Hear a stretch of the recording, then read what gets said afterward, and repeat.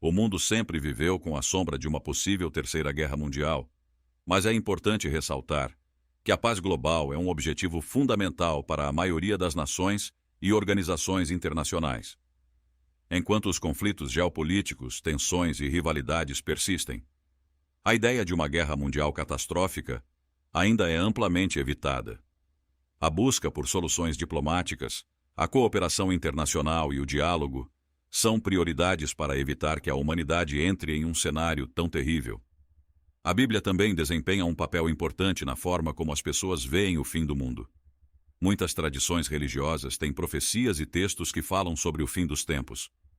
Na Bíblia, existem vários trechos que têm sido interpretados ao longo dos séculos como referências ao Apocalipse e ao fim do mundo. Alguns desses trechos incluem Apocalipse capítulo 16, versículo 16, e os ajuntaram no lugar que em hebraico se chama Armagedon. Este versículo tem sido associado à batalha final entre o bem e o mal, que culmina no fim dos tempos. Mateus 24, 6, 7. E ouvireis falar de guerras e rumores de guerras. Olhai, não vos assusteis, porque é necessário assim acontecer. Mas ainda não é o fim. Porquanto se levantará nação contra nação, reino contra reino. Estas palavras de Jesus têm sido interpretadas como uma referência a conflitos e guerras que precedem o fim dos tempos. Apocalipse 6:4. E saiu outro cavalo, vermelho, e ao que estava assentado sobre ele foi dado que tirasse a paz da terra, e que se matassem uns aos outros, e foi-lhe dada uma grande espada.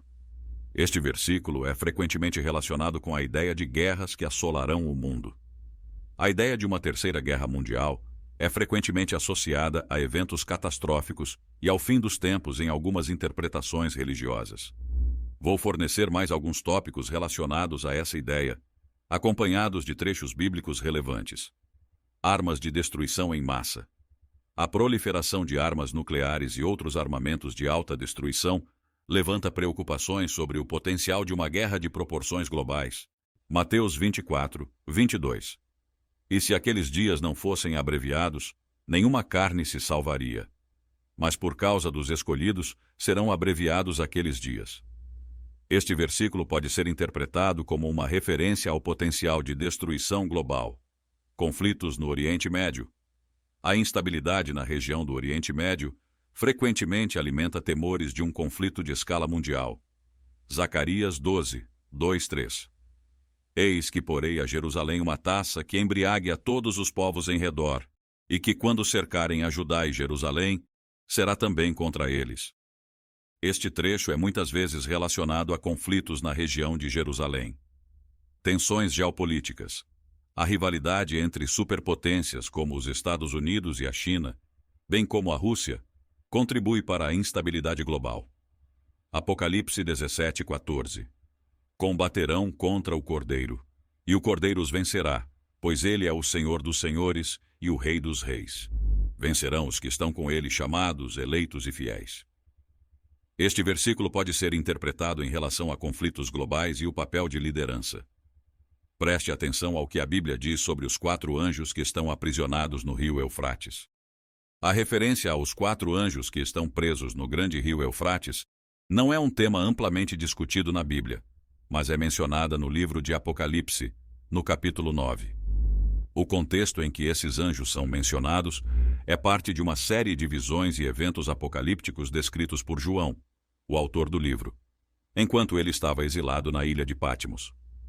A passagem específica que se refere aos anjos no rio Eufrates é Apocalipse 9, versículos 13 a 16. 13. O 6º anjo tocou a trombeta e ouviu uma voz que vinha das pontas do altar de ouro que estava diante de Deus. 14. Dizendo ao 6º anjo que tinha a trombeta: solta os 4 anjos que estão presos junto ao grande rio Eufrates. 15. E foram soltos os 4 anjos que estavam preparados para a hora, o dia, o mês e o ano, a fim de matarem a 1/3 parte dos homens. 16. E o número das tropas de cavalaria era de 200 milhões. Eu ouvi o seu número. Nessa passagem, esses 4 anjos são descritos como estando presos junto ao rio Eufrates e são liberados pelo toque da 6ª trombeta, desencadeando eventos catastróficos. Eles são relacionados à vinda do juízo final e à destruição, representando um aspecto apocalíptico da teologia cristã. A passagem que menciona os 4 anjos no rio Eufrates faz parte das visões apocalípticas encontradas no livro de Apocalipse, que é conhecido por seu simbolismo e linguagem figurativa. A interpretação desses eventos e personagens pode variar amplamente entre as tradições religiosas e os estudiosos da Bíblia. No entanto, em termos gerais, muitos veem esses 4 anjos como agentes de juízo divino, liberados para causar destruição e sofrimento, como parte do desenrolar dos eventos do fim dos tempos. O número 200 milhões de tropas de cavalaria mencionado na passagem é visto como uma representação simbólica da magnitude dos eventos apocalípticos que estão por vir. Este trecho também envolve a guerra de Gog e Magog, que acontecerá em breve, como descrito no livro de Ezequiel. A guerra de Gog e Magog é um evento profetizado no livro de Ezequiel no Antigo Testamento da Bíblia, especificamente nos capítulos 38 e 39 de Ezequiel. O texto descreve uma invasão liderada por Gog, que é o líder de uma nação ou região chamada Magog, contra Israel. A guerra de Gog e Magog é frequentemente associada a eventos apocalípticos e interpretada de várias maneiras, dependendo das tradições religiosas e das interpretações individuais. Aqui está um resumo do que a Bíblia diz sobre esse evento. Liderança de Gog. No livro de Ezequiel, Gog é identificado como o líder de Magog, uma região que muitos estudiosos acreditam ser uma referência a um povo ou nação não especificados. Gog é descrito como um líder que se levantará nos últimos dias. Ezequiel 38:16. Aliados de Gog. Gog é acompanhado por uma coalizão de nações e povos, incluindo nomes como Meseque, Tubal, Pérsia, Cuxi, Fute e Togarma, entre outros. Muitos desses nomes se referem a nações antigas e podem ser difíceis de identificar com precisão nos tempos modernos. A invasão de Israel. Gog e suas forças invadem Israel em um período de aparente paz e segurança.